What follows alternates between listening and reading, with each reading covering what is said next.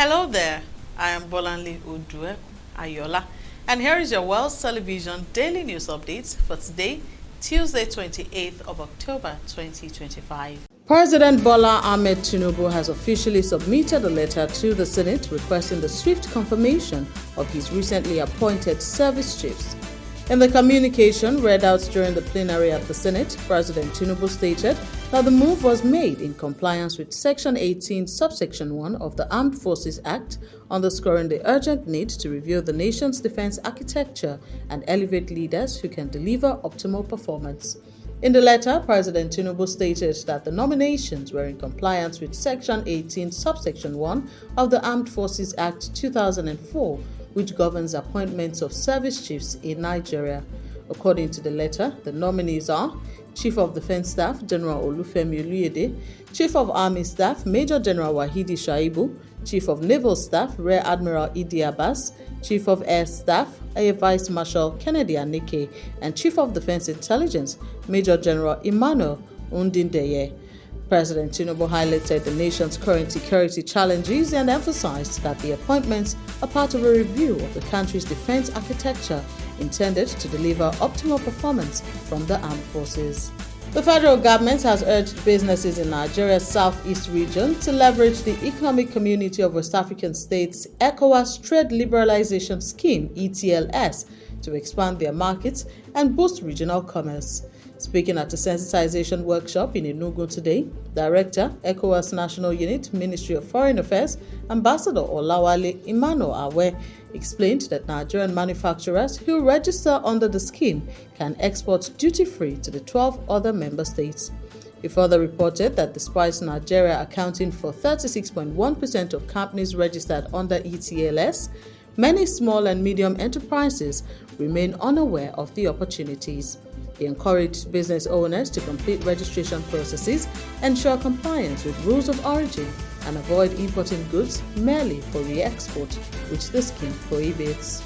The West African Examinations Council (WAEC) has denied reports that it issued directives limiting subject choices for students applying for the 2026 West African Senior School Certificate Examination (WASE) for school candidates.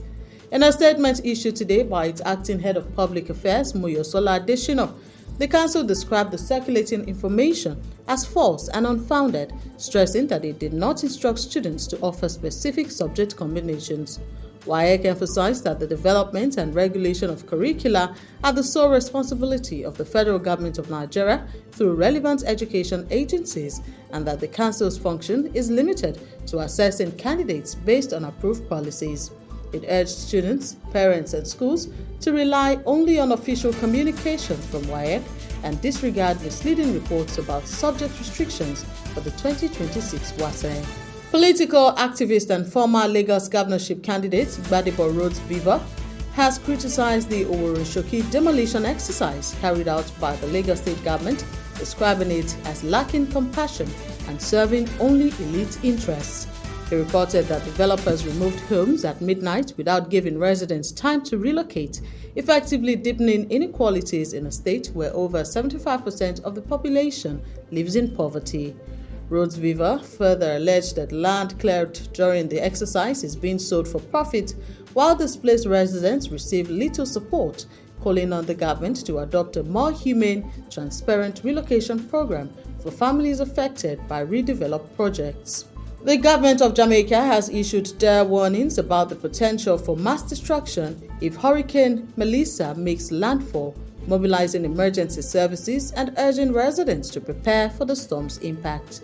The alert described the hurricane as one of the most serious threats the island has faced in recent years. Jamaican authorities have already begun evacuating vulnerable coastal communities and securing critical infrastructure. Meteorological forecasts suggest that Hurricane Melissa could unleash heavy rainfall, wind gusts, and storm surges, elevating the risk of flooding and widespread damage across the region today. In sports, Ogun State Governor Dapo Abiodun has announced a 50 million naira support package for the Super Falcons ahead of their upcoming qualifying clash with Benin Republic, signaling strong backing for the national women's football team. Governor Abiodun made the announcement when he received the female national team at his office in Okemosan, Abeokuta yesterday.